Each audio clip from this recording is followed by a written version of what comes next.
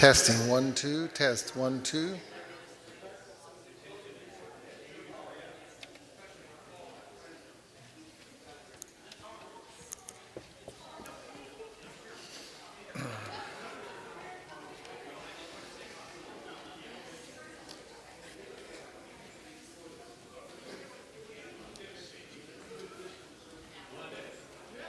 All right, let's go ahead and come in and take our seats. Thank you for being here tonight. We're glad to have Eric McPherson back with us from Christian Family Services. If you don't know about CFS, we invite you to check out their website.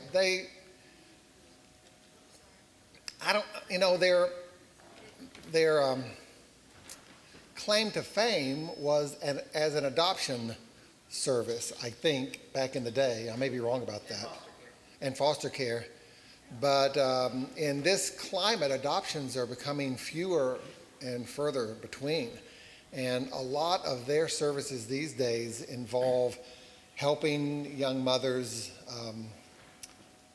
find sustainability in their income and education and stuff. And there's a lot of assistance they give to local churches, counseling services, and a whole lot of other things they do. So they've really broadened out their ministry base. And he's going to tell you a little bit about it, but on the 17th of September, there's a big shindig down at Brookdale Farms, and it's all free, and it's a great outing for families, but you got to... Free, but we're looking for donations. Free. Oh, yeah. I don't think they're that slow, but it's a good time to come and get to know more about CFS, and they'll be obviously taking up donations there, pledges or donations, but it really goes to help further their cause this year and in the years to come. We have a lot of things that are back on the back table. Sign up for the CFS outing on the 17th. The Prime Timers luncheon is on the 13th, even though the slide on Sunday said it was wrong, the 13th. And the Wednesday night dinner is on the 5th, is that 6th? Thank you for the math. 6th. And Brothers Breakfast is on the 4th, Monday at 9 o'clock. So I can't count backwards. So a lot of things are going. You don't sign up for the Brothers Breakfast. Just talk to Bruce about that. But those are so next week and the week after are full. Really, the fall is always a full time of year, but particularly the first part of September is full of activities. So thank you for being here tonight. Let's begin with a prayer, and then I'll turn it over to Eric. God, we're thankful for this evening, for our time in your word tonight, and we're thankful for the gospel story and Mark's retelling of that. And I pray that Eric's insights from his study revive and strengthen our love for the story and encourage us to share that story with the new generation. We ask this through your Son. Amen.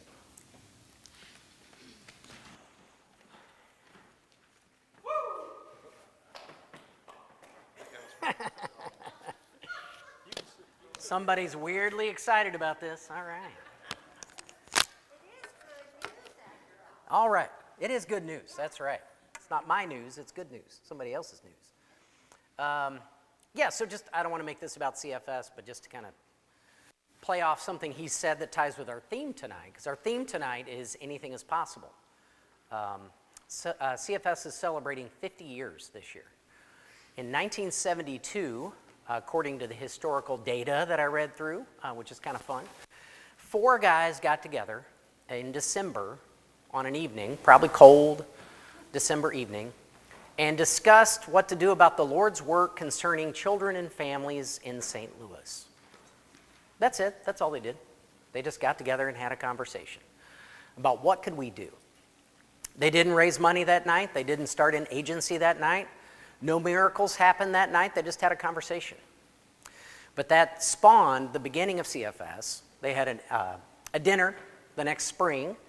280 people came, and they raised $5,000 in 1973. That's probably a lot of money back then, right?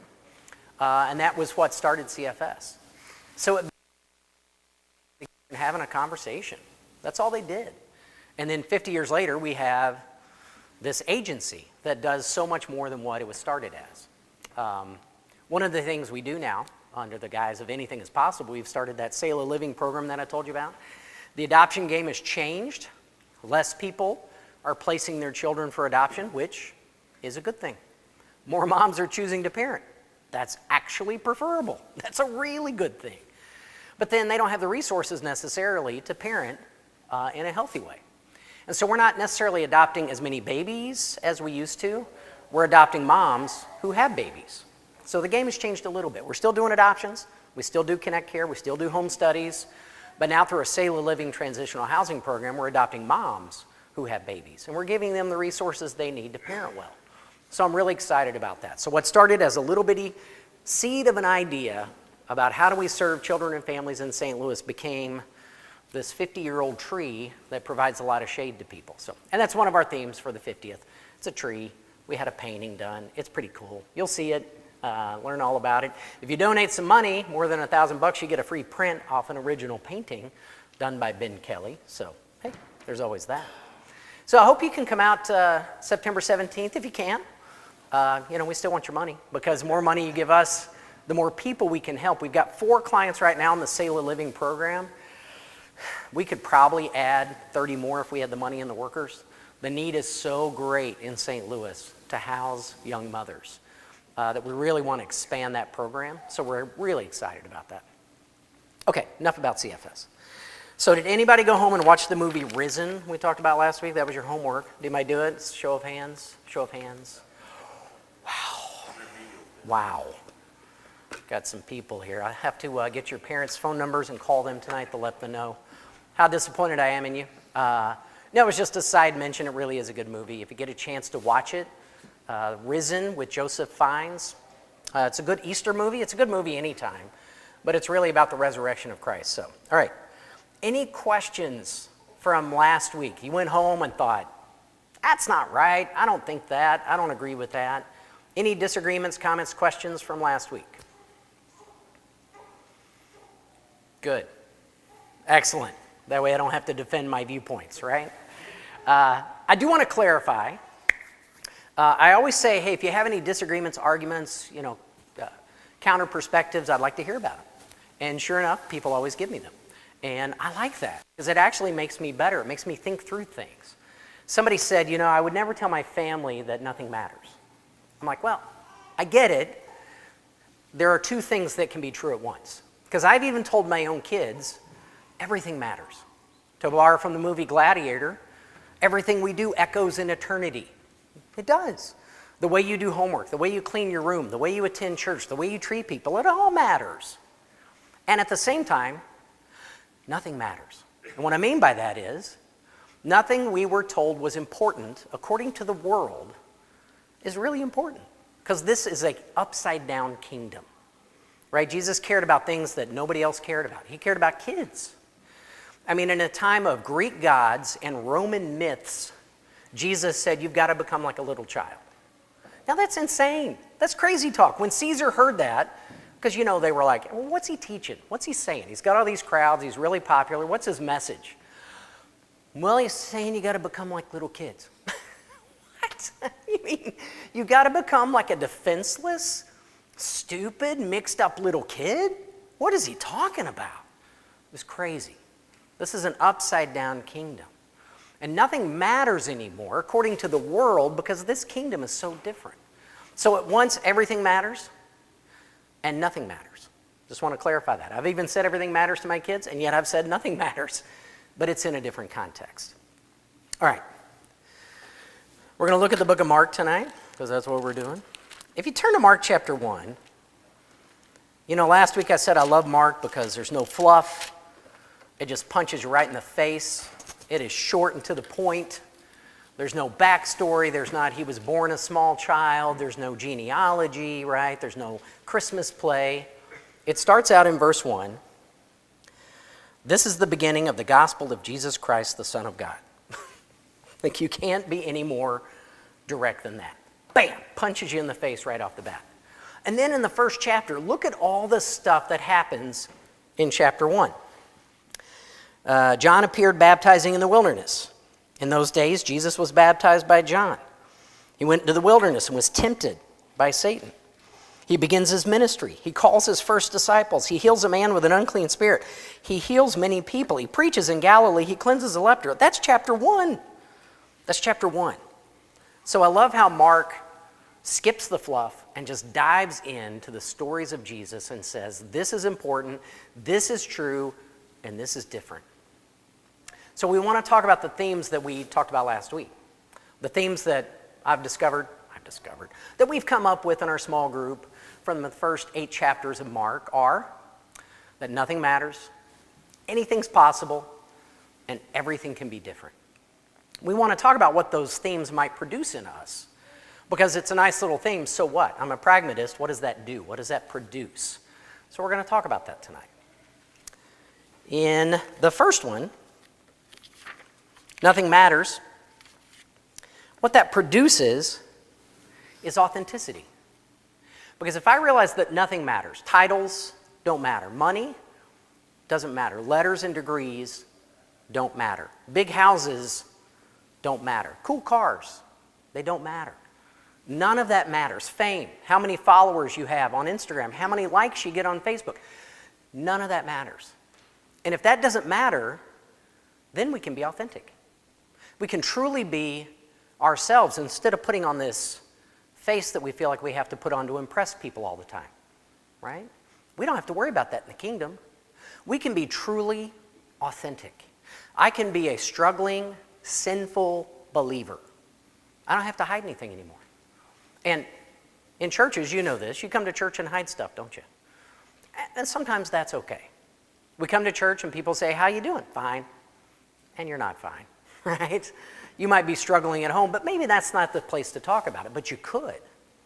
I came into church one day and one of our elders was standing there and I said, hey, Glenn, and I was in church mode, so I was kind of in a hurry. I said, hey, Glenn, how you doing? And he said, terrible. And I didn't catch it for about 3 steps. And I stopped and I backed up and I went, did you say terrible?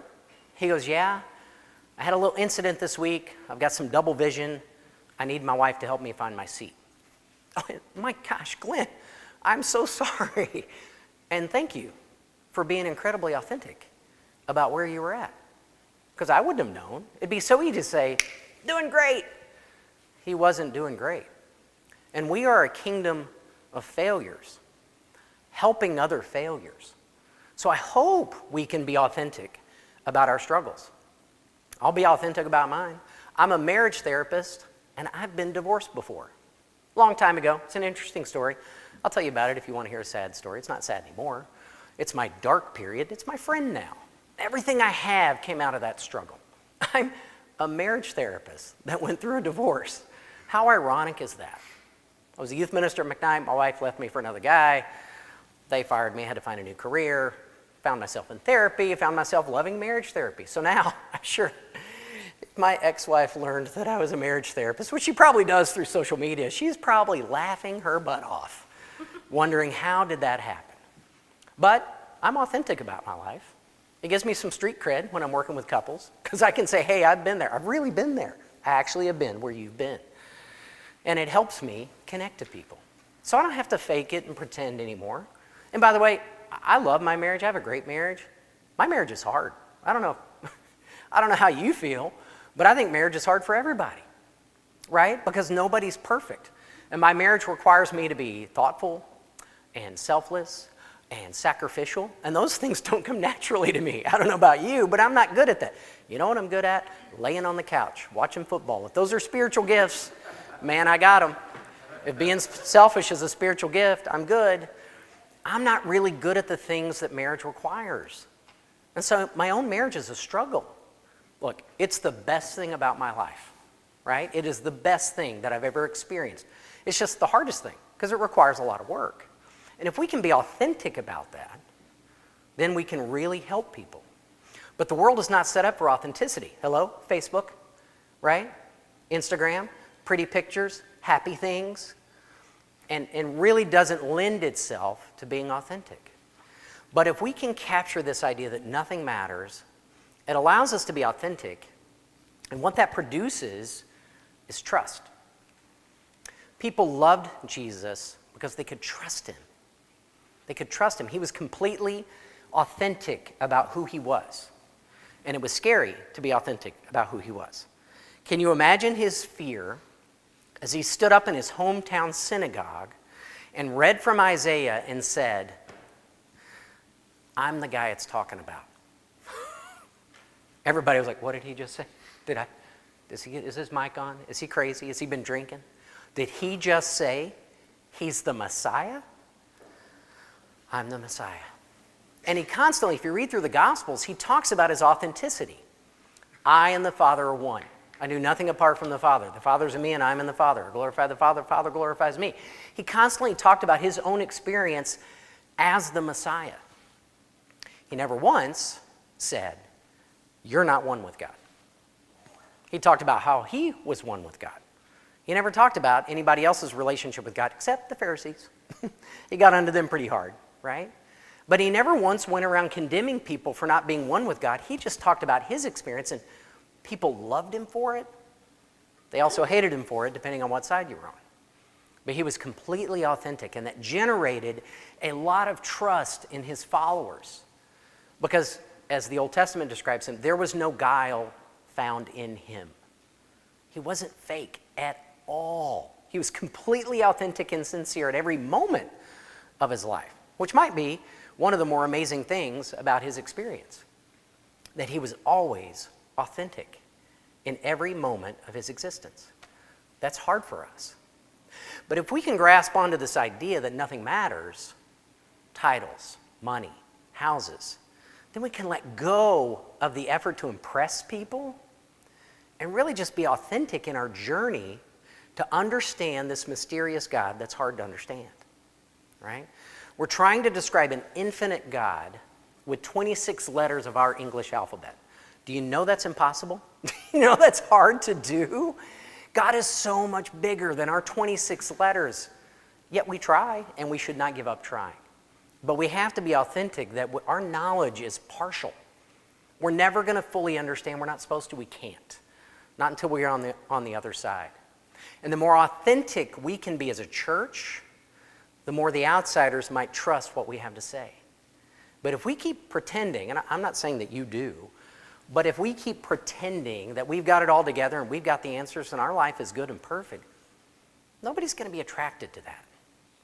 They're attracted to our stories of failure, right? I mean, if you've been in a men's group and you want to be honest about your life and you want to say, I drink too much, I have anger issues, I look at porn. If you're in a men's group with Peter and Paul, they might giggle a little bit. I can see Peter going, cute. I mean, that's a cute sin. I cursed him out to his face while he was dying. Okay? That's worse. And then I see the Apostle Paul going, Peter, oh, that's cute. I murdered Christian families in my zealousness for God. If you're in a small group with those two guys, whatever you struggle with is not as bad as what they've done. I mean, Paul said of the sinners, I'm the biggest, right? And if we can be authentic, that helps people. We're a kingdom of failures helping other failures. Our stories help them live better stories. My own father-in-law is an immigrant from South Korea. His grandfather was Buddhist. His father was Tao. He came here and was nothing. Sent his kids to Catholic school, went to church every once in a while, believes in a God, doesn't know what he believes about Jesus, although he's doing a lot of journaling lately about Jesus. He's 82 and at the end of his life. And he once said to me, what was it all for? He was a doctor. He worked really hard, saved a lot of money. What was it all for? And I said, oof, good question, Dr. Hahn. That's a really good question. And I think my answer is a little bit like the story of Sisyphus. I don't want to act like I'm really smart, because I'm not. But there's a Greek story about Sisyphus. Somebody can help me with this if you know more than I do. It's a guy that his eternal punishment was that his ankles were broken, he was shackled, and he had to roll a stone up the hill only to have it roll back down every day. And that's what life feels like sometimes. Right? Why do I do all the stuff I do when I just have to do it again? Right? You ever cleaned the kitchen and had kids? Why did I just clean the kitchen? When it's messy, 5 seconds later, right? Why do I do that? I see fingers pointing in the audience. Yep, so I'm on to something. Why do we do it? Because the way I roll my stone up a hill matters. Because somebody's watching me. And somebody's going to live their life and maybe live a better story. If I can do it well, then maybe they'll do it well. Maybe they'll be encouraged. But we all struggle. And if we can share our struggles, it generates trust. And I think it draws people into a connection in a relationship. We don't get better in isolation. We only get better in relationships. So I'm an old guy, and I love old people because they get my references, right? Young people don't understand my references anymore. Anybody remember the Unabomber? Old, yeah, thank you. That guy was crazy for you young people. He lived in a shack in the woods and sent mail bombs to all the people he wanted to have revenge on in the United States over about an 8-year period. The reason he did that is because he lived alone and didn't have a girlfriend, right? In isolation, his crazy thoughts seemed reasonable. If he had a girlfriend, she would have said, "What are you doing? Put that down. Stop blowing people up." Relationships help us get better. Like, we heal in connection. We don't heal in isolation. And the more authentic we can be about our lives, the more it builds that connection. That's what AA is based on. That's what any support group is based on, is that authenticity. We watched a video for CFS as part of our staff day, and it was a video, a TED Talk, by a drug addict. And he says, I have to do 3 things every day so that I live. Because if I don't do these 3 things, I'm going to use and I'm going to die. One of the things I have to do is be authentic about my life. He said, I never lived in a community that said authenticity was important and valuable. But as part of his recovery program, he had to get a job. And he had to get a job within 5 days. And he said, I hadn't had a job in 3 years. How was I going to get a job in 5 days? I spent every day getting high. That's all I did was get high every day. So he went back to an old job he had years ago. Sam Goody Records. Old people know that. He describes it for young people as a Spotify with brick and mortar. Okay, so it's a music store. And he went and filled out the application, and it asked for his work history, and he had a 3-year gap. And he said, I wanted so bad to lie, because that's what I'd done all my life is lie. But I'm thinking about my recovery, and I'm thinking I've got to be authentic. So I left it blank, and the guy said, what about this 3-year gap in your work history? And he said, I spent 3 years getting high every day. And the guy said, yeah, I struggle with addiction too, and hired me on the spot. He goes, it was the first time in my life, over 20 years of my life, where being authentic was rewarded, because he thought he had to lie about everything to impress people. And that day he earned a lot of trust with his boss because he was willing to take a risk and be authentic about a gap in his work history that was related to drug use. The more we can be authentic, the more it generates trust, and the more it attracts people. So that's the theme from last week, nothing matters. Now let's talk about our theme for this week. Anything is possible. Anything. I said last week, I believe in a guy that lived 2,000 years ago that I've never met that came back from the dead. There is nothing crazier than that belief, and yet I believe it to the core of my being. And nothing is crazier than that. If that can happen, anything can happen. People are like, you really believe in heaven? I'm like, I've never been there, but if a guy can come back from the dead, anything's possible. Anything's possible. And that's exciting, because in our world today, so many things seem so impossible, right? But everything is possible. Anything is possible. So let's kind of talk through that. If we believe that anything is possible, we don't have to manipulate outcomes. We can surrender those outcomes. We don't have to control the outcome.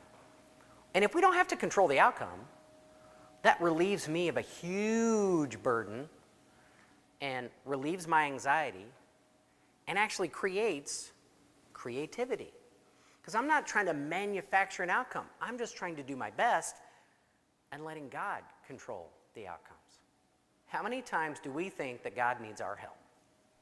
I'm guilty of that all the time. But if I realize that anything is possible, I can let go of the outcomes, and it relieves some of my anxiety. I've got anxiety about September 17th. I'm the new director. I got to raise money. I've never done this before. I have no idea how it's going to go. It may be an epic failure. It's okay if it is. I'm not going to manufacture this outcome. I'm not. God's going to do something, or he's not going to do something, and we'll adjust accordingly. But I can't try to manufacture the outcomes, because then I'll get stressed, and then I'll bark at my staff, and I'll yell at Brenda, and that's not good, because then I'm not acting like Jesus and being kind to people. So because if anything's possible, I've got to be willing to surrender these outcomes and have it relieve some of my anxiety. Next week, we're going to talk about how everything can be different, and that produces integrity, because then we can commit ourselves to personal growth. Everything can be different. We'll talk about that next week. So tonight, we're going to talk about anything is possible. Great phrase that I stole from the book Irresistible by Andy Stanley. And by the way, my entire life, everything I'm telling to you now is because I read smart people who wrote smart books. My whole life is plagiarized. I'm very, very brazen about that. I just read smart people and tell you what they think from my perspective. But everything's stolen, no original ideas. I just read smart people. Andy Stanley said something that has just stuck with me. And this is my twist. I actually went back and looked for the quote in his book, and I couldn't find it. I'm like, well, this is just my twist on his wording, right? While Israel wept for the destruction of Jerusalem, God was smuggling himself into Babylon. I'm going to say that again. While Israel wept for the destruction of their holy city, God was smuggling himself into Babylon. For a Jew, one of the worst days of their life was the destruction of the city where God lived. Their identity was in Jerusalem.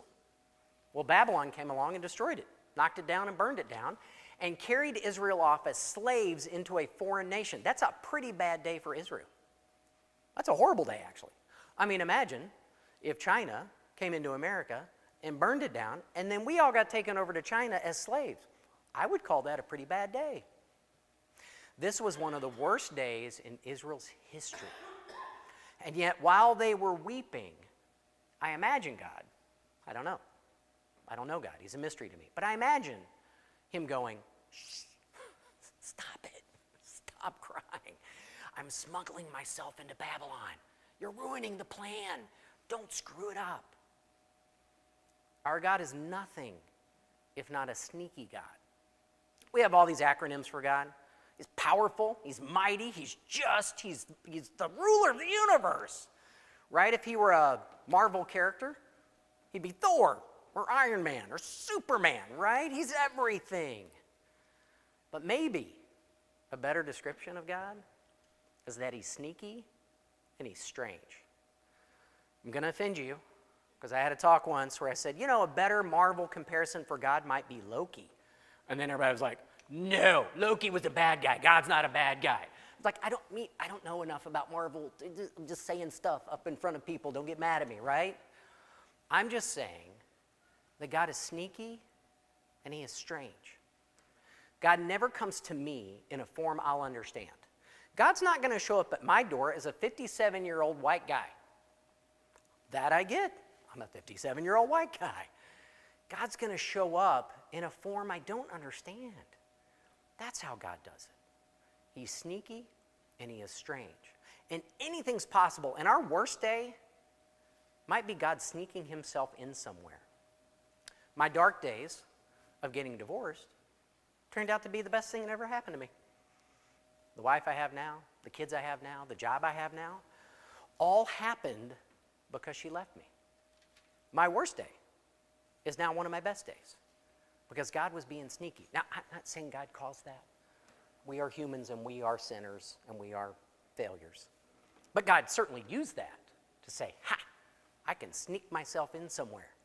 I can use that to be sneaky and go where maybe I couldn't have gone before. While Israel wept for the destruction of Jerusalem, God was sneaking himself into Babylon because anything's possible. Our worst day just might be somebody else's best day.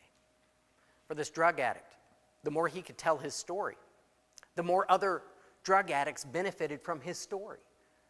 His worst thing about his life has become the best thing about somebody else's life, because God is sneaky. So let's look at some verses. Mark chapter 2. And as we go through these verses, by the way, we're going to tell some stories. I want you to look at the words that other people said about Jesus, right? The amazement they held for him. So in Mark chapter 2, verses 1 through 12, and when he returned to Capernaum, after some days, it was reported that he was at a home, and many were gathered together so that there was no more room, not even at the door. And he was preaching the word to them.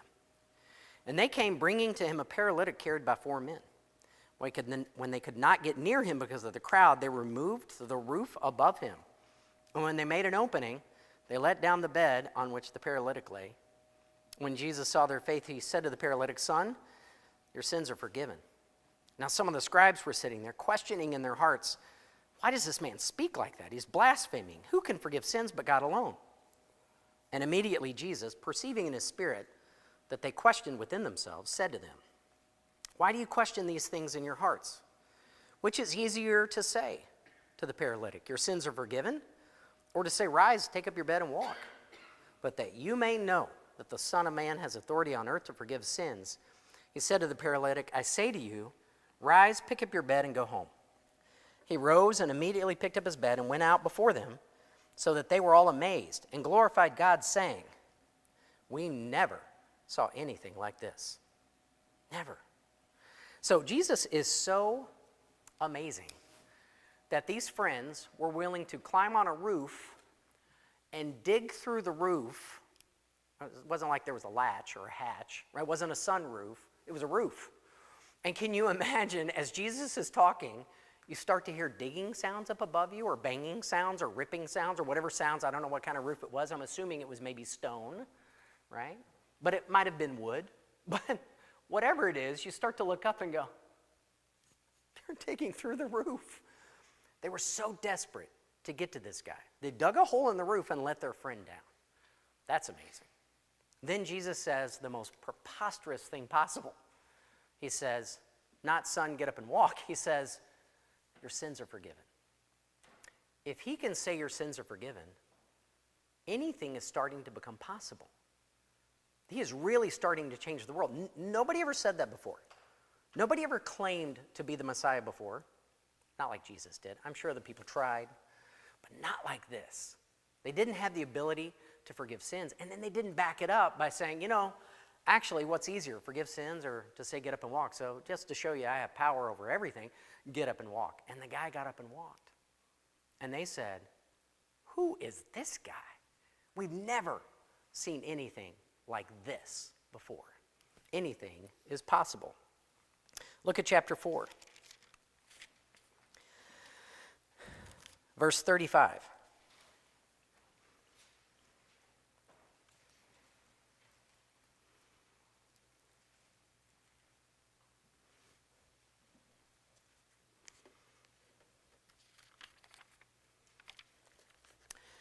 On that day, when evening had come, he said to them, "Let's go across to the other side." And leaving the crowd, he took him with them in the boat, just as he was. And other boats were with them. And a great windstorm arose, and the waves were breaking into the boat, so that the boat was already filling.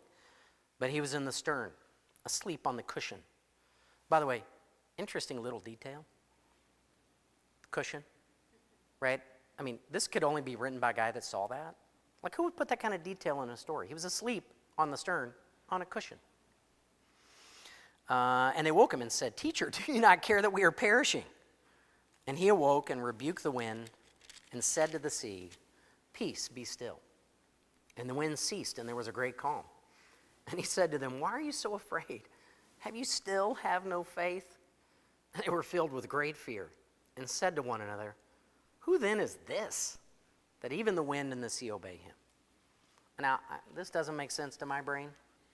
I cannot imagine being in a storm and having a guy stand up and say, "Be still," and the weather stops. We've had some bad storms in St. Louis. I can't imagine Jesus being in my house, and I'm afraid. I grew up in Arkansas. I know what tornadoes are all about. And I can't imagine being afraid. My house is starting to shake. I'm starting to hear that train whistle of the tornado. And I'm like, are you going to do something, Jesus? And he's like, gets off the couch and goes outside and is like, stop it. And it stops. I would be filled with fear. Who is this guy that forgives sins, that causes the blind to see, heals a leper, tells a lame guy to get up and walk, and controls the wind and the waves? If those four things happen, just those four, let alone all the other amazing stories we're going to see in Mark, if those four things happen, anything's possible. Anything can happen with this guy. Let's go to chapter 5.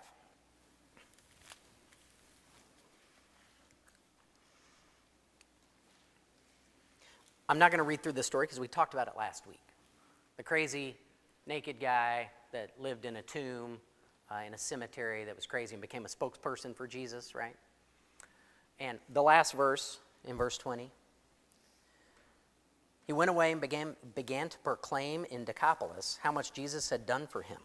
And everyone marveled. They marveled. Good word. How often do we marvel? More, right? We might in nature, beautiful sunset, Grand Canyon, things like that. But how often do we marvel anymore? Me, not much. But they were seeing things on a daily basis that caused them to marvel at who this guy was. Because if that crazy guy can become a preacher, anything's possible.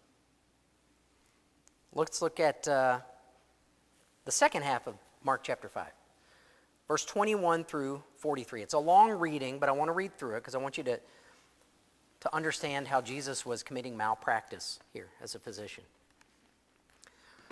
Verse 21, when Jesus had crossed again into the boat on the other side, a great crowd gathered around him, and he was beside the sea. Then came one of the rulers of the synagogue, Jairus by name, and seeing him, he fell at his feet and implored him earnestly, saying, my little daughter is at the point of death.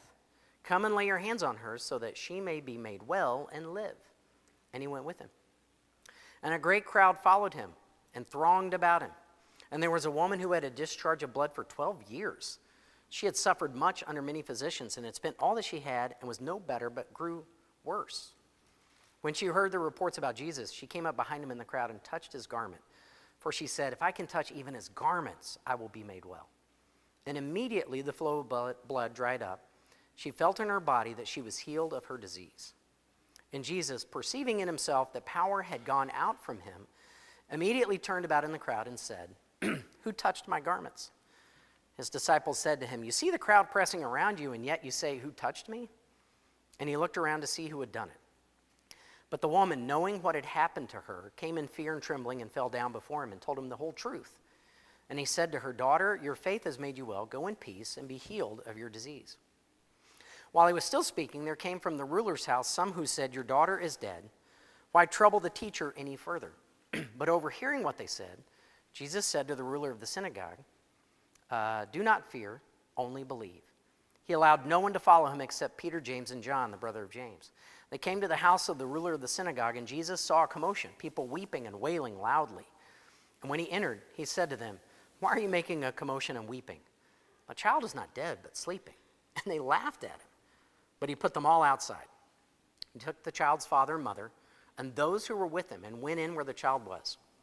Taking her by the hand, he said to her, Talitha cumi. I'm sure I said that wrong. Which means, little girl, I say to you, arise. And immediately the girl got up and began walking, for she was 12 years of age. They were immediately overcome with amazement. He strictly charged them that no one should know of this. And then he told them to get her something to eat. I love that little phrase at the end. They're so amazed. It's like, hey, she's probably hungry. You might want to get her a sandwich. She's a little famished. She's been dead for a little bit. When you come back from the dead, you tend to be a little hungry, so you might want to make her something. I love that he had to remind them because they're stunned at what just happened. Now let's go through this story because Jesus commits malpractice. If you're a doctor with a license, you're probably going to be, I was going to say disbarred, but that's for lawyers. What happens when you're a doctor and you get disbanded, I don't know, probably hardly ever happens. Nobody knows? Lose your license? We'll just go with that. There we go. You lose your license. So Jesus gets out of the boat. He's starting to teach. Crowds are pressing around him. And a man named Jairus comes and says, my little girl is so sick, she's almost dying. I know that you can heal her. Would you come to my house? So Jesus, I imagine, saunters slowly towards the house. And if I'm Jairus, I'm like, can we pick this up a little bit? Can we go a little bit faster? She's almost dead. If you can just get there in time, I know you can heal her.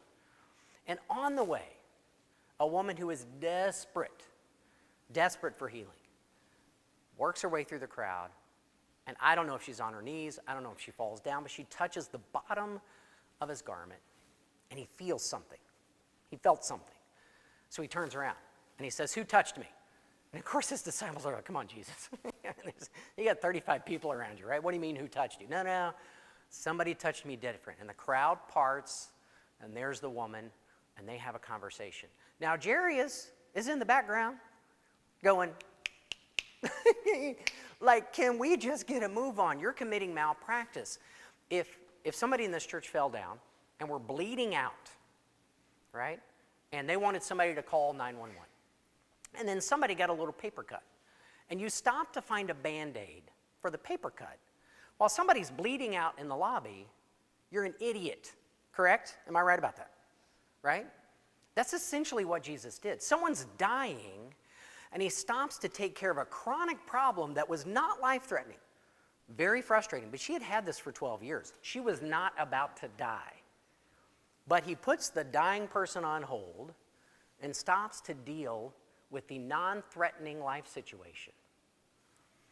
After that wraps up, while he's standing there still, a man comes up and says, don't bother the teacher anymore, your daughter's dead. How frustrating is that? If I'm Jairus, I'm like, then Jesus goes, no, come on, let's go. I'm like, what is happening here? I was angry, now I'm angrier because it feels like you're toying with me. But remember, God is sneaky and God is strange. He's always doing something. So Jesus goes to the home. He shows up. There's paid mourners, probably, according to the culture, paid mourners to weep and wail in the house. He sets them out. I'm sure he was very frustrated with that. Get out, get out. So he goes in the room with the mom and the dad and the people who followed him, and he tells the little girl, get up. What an amazing moment. I mean, if that's possible, anything's possible in life. And so they were all continually amazed at what he did. Committed malpractice, and yet somehow it all worked out really well. And I'm sure they learned a lesson, because then this is an upside-down kingdom. What we think is immediate and pressing may not be the most immediate pressing thing to God. Have you ever prayed things like, I need to know now, God. I need this prayer answered now. And have you ever had God not answer that prayer? God, I imagine God going, just wait. It'll be okay. But you got to hang on, because I'm not going to answer it right now. And it's so frustrating to us. But this is an upside-down kingdom. He is doing a different thing. That's exactly what he did with Lazarus. He did the same thing with Lazarus. He told his apostles that he was sleeping, or he was asleep. And his apostles said, good. He said, he'll get better. And Jesus said, I think you're mistaken. He's dead. But he waited personally. He waited, because he wanted to come out. And possibly both of these incidents are planned incidents that God showed the power of God. Yeah, I love the story of Lazarus. By the way, I'm like an old grandpa, just tell the same stories over and over. So if I repeat myself, I apologize. I don't think we talked about Lazarus last week, but there's so much in that story. In Luke's account of the same story, he tells the little girl before he takes her by the hand, or the Bible says, her spirit, he took her by the hand and picked her up, and her spirit went back into her body. James chapter 2, verse 26 says, just as the body without the spirit is dead, so faith without works. That's when you die. So in the story of Lazarus, not only does he not, I made a mistake, I'm sorry. yeah, That's when your physical body dies, right. when your spirit. So in the story of Lazarus, not only does he not show up to heal Lazarus, who, by the way, they were really good friends of Jesus. They weren't his knucklehead disciples who often didn't understand what he was talking about. They weren't his own family who thought he was crazy, right, and came to get him a couple of times.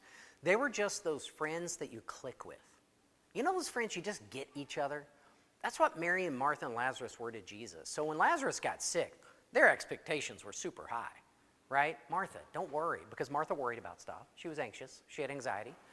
Martha, don't worry, he'll show up. I mean, he heals people he doesn't know. Remember the little girl he healed? He's going to show up. He's going to heal Lazarus. Don't worry. Oops. Not only did he not show up, he came 2 days late. Like, missed the funeral. And when Jesus showed up, they were angry. They were angry, and they poke him in the chest, and they said, if you hadn't been here, my brother wouldn't be dead, jerk. They were angry. They didn't say it like this, hey, Jesus, you're awesome, and we love you. We go to church every Sunday. If you showed up, that'd have been super cool. They weren't nice about it. They were angry because they were disappointed because their expectations were super high. How often do we struggle with that? My expectations of what God is going to do for me is pretty high because anything's possible, yet not everything happens the way I think it should happen. And then I have to deal with this expectation. And in those moments when we are at our most broken, Jesus is gentle with us. Right? Isaiah says, a smoldering wick he will not snuff out, and a bruised reed he will not break. He's not angry with us in our broken moments. He's gentle with us, and he wept with Mary and Martha. Wept with them. Completely disagreed with them. This is a good marriage lesson, by the way, husbands. Many times you completely disagree with your wife, and you disagree with her, so you're not going to weep with her because she's being ridiculous, emotional, overreacting, right, is what our brain says. But if we can weep with them, like Scripture says, rejoice with those that rejoice and weep with those that weep, didn't ask us to agree. It just said do it. In the story of Lazarus, the most amazing thing is not raising a dead guy. And that's pretty amazing. The most amazing thing is he showed up and completely disagreed with their perspective, yet he wept with them. He didn't get on them. He didn't scold them. He wasn't petty. Because if I were playing the role of Jesus that day, I might say, you know what, I was going to heal Lazarus, but you don't believe in me, so that's off the table. Good thing I'm not Jesus. Because he is incredibly humble, and he always does the right thing, no matter what we think. And so I love that story, because there's so much in there, and the raising of the dead guy is the least important part of that story. It's how he connected with people. And then he always does the impossible anyway. So I love that story. Thanks for bringing that up. I could talk for 45 minutes about that one. In chapter 6 and chapter 8, he feeds 4,000 and 5,000 people. Incredible. More than that, because one story says he fed 5,000 men. Well, there had to be more people there than that. So what are we talking, 10,000, 12,000 people? I mean, have you guys run a potluck before? Do you know how hard it is to feed 50 people? Right? It's not that easy. And to feed 5,000 and 4,000 with just little to work with. What these people were seeing on a daily basis was incredible. Anything was possible. Now, I couldn't remember, as I was sitting at Bread Company thinking through my thoughts, I don't think we talked about the story of Peter walking on water last week, did we? Good. It's one of my favorite stories.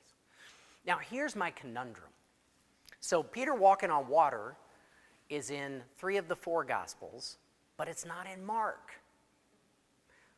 And I have problems with that because Mark is really the book that Peter wrote through Mark, his assistant.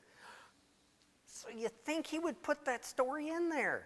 And I'd love, if somebody has a good answer for that conundrum that I have, I'd love to hear your explanation as to why maybe it's not included. I have some imaginations, but I don't have any authority on that or any research. Well, what? I'm sorry, Paul. How about when Peter lost his faith and couldn't walk on the water anymore and fell down? Maybe Peter didn't want that story. Maybe. Hold that thought. Because I think it was the exact opposite of that. That's a very plausible thought. That is a very plausible thought. Also, maybe Peter didn't want to make this story about him. I mean, when you walk with somebody that humble every day who doesn't make anything about him, you pick up a few things. And maybe he didn't want Mark to include this because he didn't want the story to be about him. But here's one of my favorite stories about Peter walking on water. Because if anything's possible, that gives incredible hope to a world that really needs hope.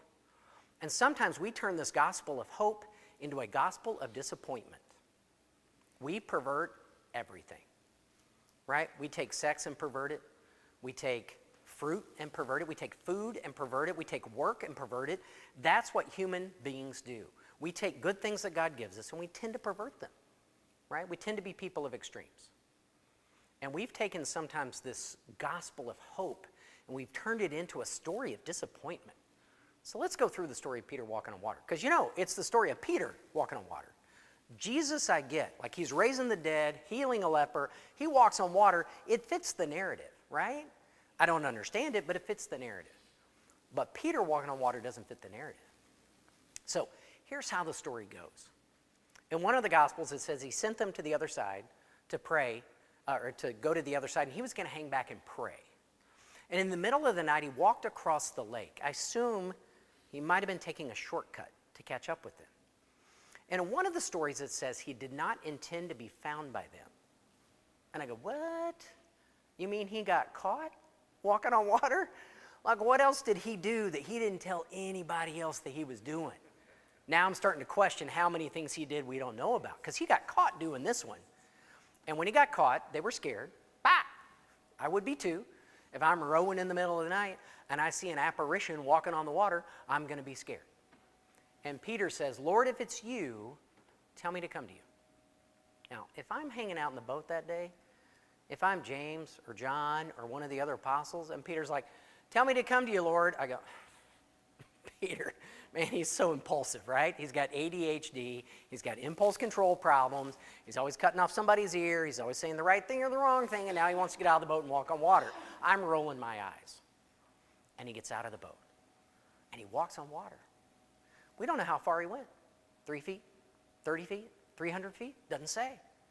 And the story I've always heard in the churches of Christ growing up, I've always heard this sermon, and this is the way I hear this sermon.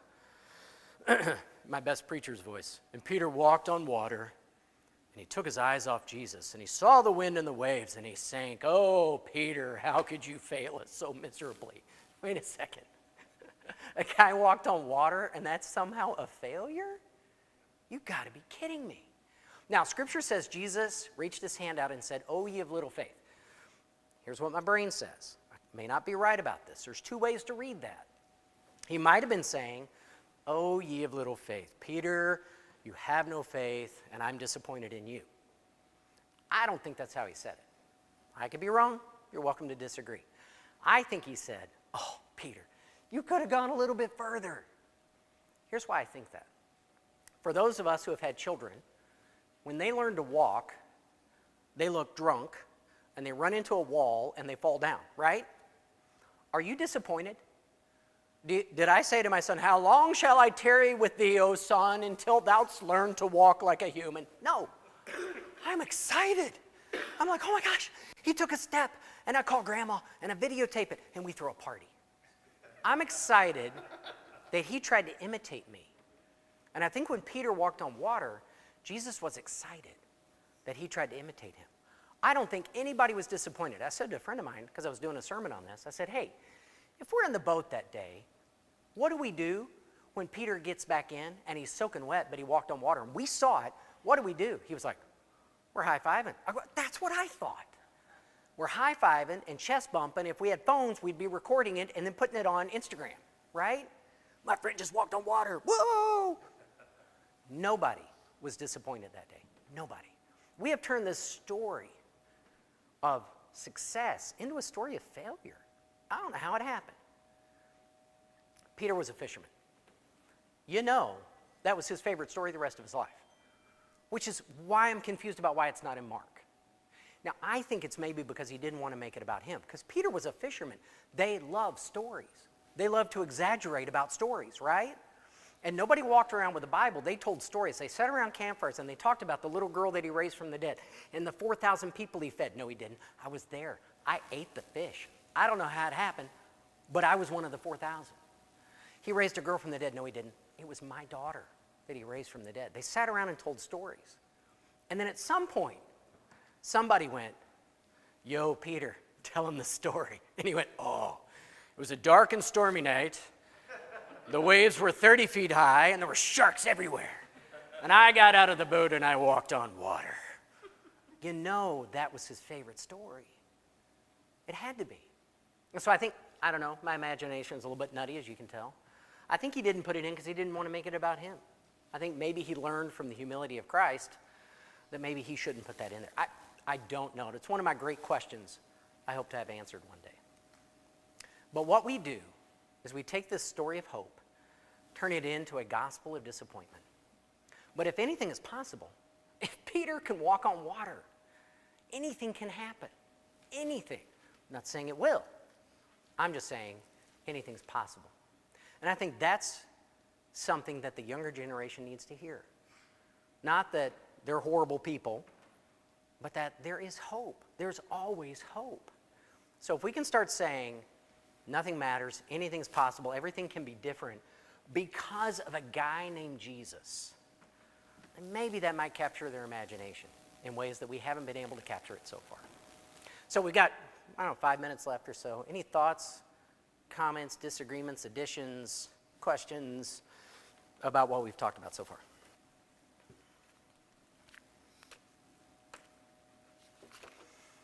Scott, you're smart. Any questions, comments, additions, disagreements? You made a mistake by saying I'm smart. Well, you also made a mistake by walking up here, so I figured maybe you wanted to say something. Yeah. Oh my gosh, I have to Yeah, don't worry about it. hang on. We're just gonna. And I want you to see my big scar on my belly from my surgery. When I was 2. Brenda reminded me we wanted to do some time with prayer as well. You want to share something? Yes? No, you can come here.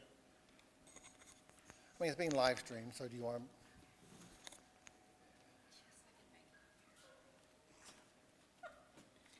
So I met. Here, you hold.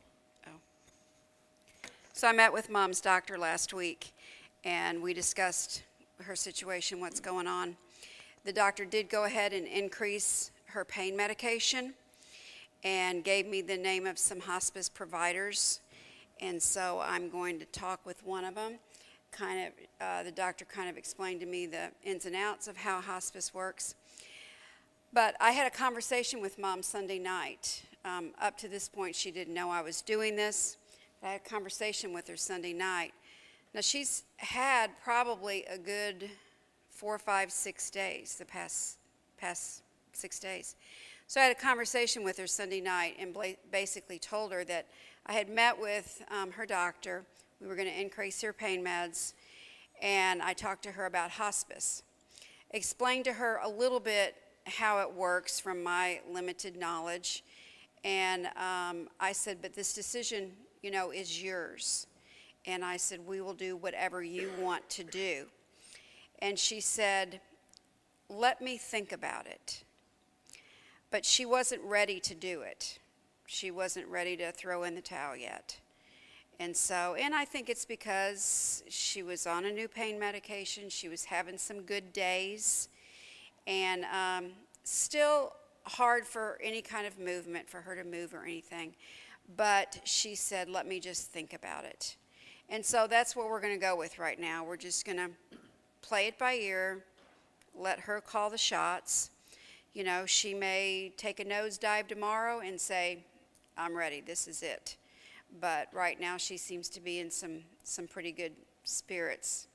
Maybe it's drug euphoria, but she seems to be in some pretty good spirits. So we're just going to call a halt to it right now. So, if you talk with her, if you see her, whatever, don't mention this. I mean, this is a family issue and everything. So just love on her, and that's where we'll go.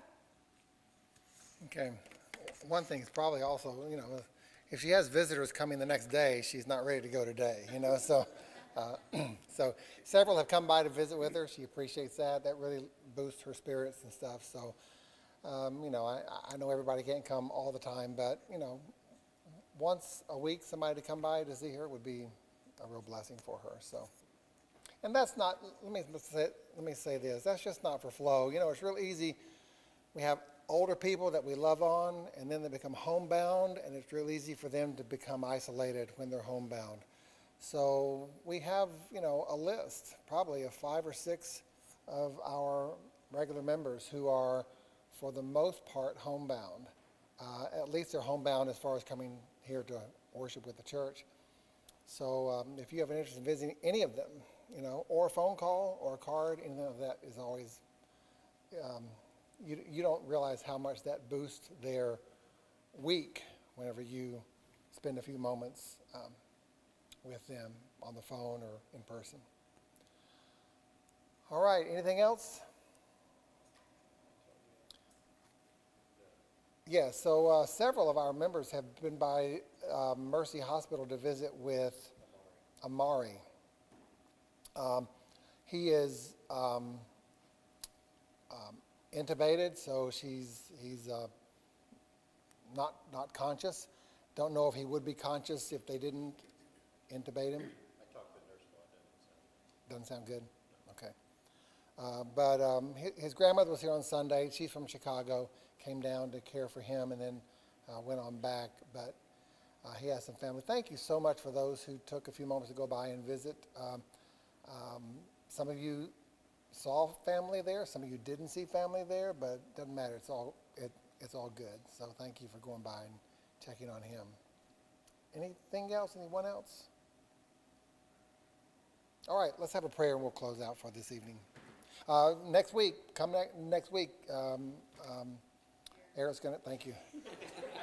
He took his name tag off, so Eric's going to be back next week to finish up his series here. Let's pray.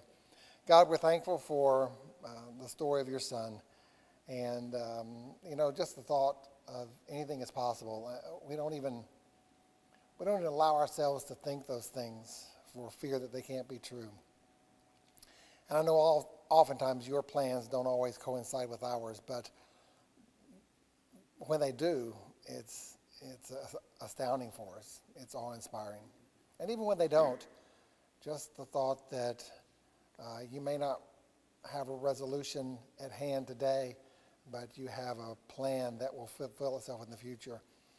Gives us hope. And so help us cling to the story that anything is possible through you, and help us share that with as many people as possible. And we ask this through your son. Amen.